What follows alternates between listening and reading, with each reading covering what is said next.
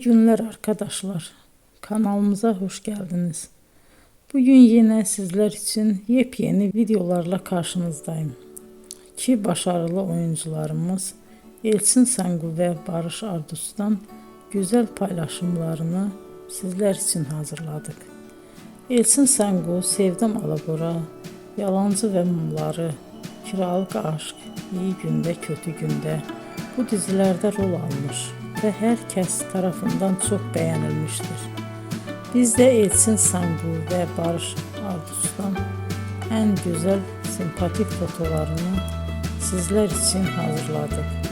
Bu karelerin devamını istiyorsanız emeğe saygı olarak kanalımıza abone olup yorum yazmayı unutmayın arkadaşlar.